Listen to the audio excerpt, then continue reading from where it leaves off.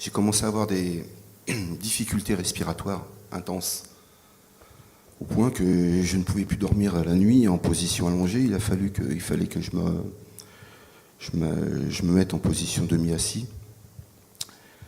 Ça s'accentuait énormément, je ne dormais plus la nuit, la journée, effectivement, j'ai dû me mettre en arrêt de travail. Et dans la journée, je récupérais très mal, parce qu'à chaque fois que je commençais à m'endormir, une angoisse terrible qui me prenait, du fait que je ne respirais plus. La nuit, je me suis vu même descendre en bas dans mon quartier, discuter avec des gamins sur un banc. Voilà, une situation complètement hallucinante.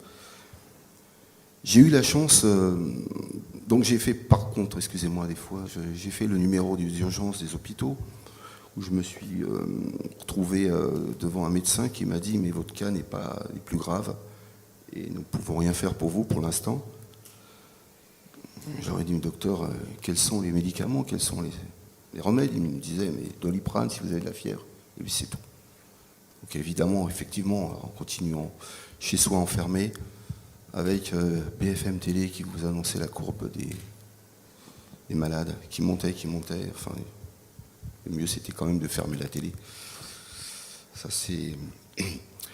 J'ai eu la chance, donc, j'essaie de retrouver un peu le fil de mes pensées, de téléphoner, voyant que je ne pouvais pas partir aux urgences, que j'étais pas un cas, comme on dit, grave.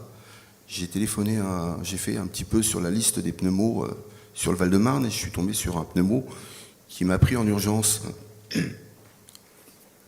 secteur privé, je précise.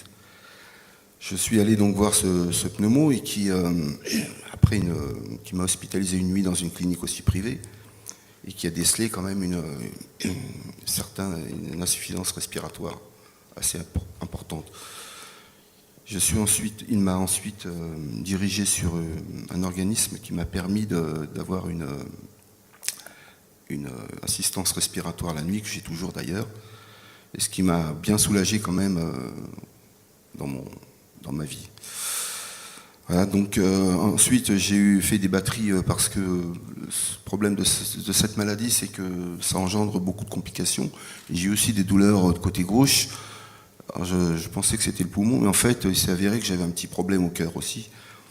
Donc, je suis actuellement, j'ai récupéré, je suis très content d'avoir récupéré, mais je me sens quand même impacté dans ma vie, parce que je suis quelqu'un d'assez sportif, j'étais sportif, et je me suis rendu compte que j'ai quand même une diminution de mes capacités physiques qui font que...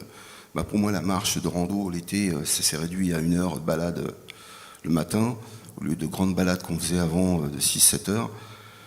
Je pratique aussi un instrument qui demande un petit peu de capacité de souffle, et je me suis retrouvé pendant plusieurs mois de ne pas pouvoir jouer avec mes amis. Vous voyez, bon, c'est quand même, c'est pas anodin cette maladie. Et ce qui est paradoxal, ce qui est fou, c'est que j'ai eu des amis autour de moi, et ma compagne, on n'a pas du tout les mêmes symptômes. J'ai mon fils qui l'a attrapé, qui lui a déclenché des graves problèmes au niveau des reins. Il a été obligé d'être mis sous antibiotiques, et voilà. Et à l'heure actuelle, donc écoutez, je pense que j'espère que ça sera du passé, j'espère de me tourner vers l'avenir, et puis faire une croix sur cette année 2020, et puis il faut continuer à vivre. Voilà. Merci beaucoup Didier pour ce témoignage émouvant.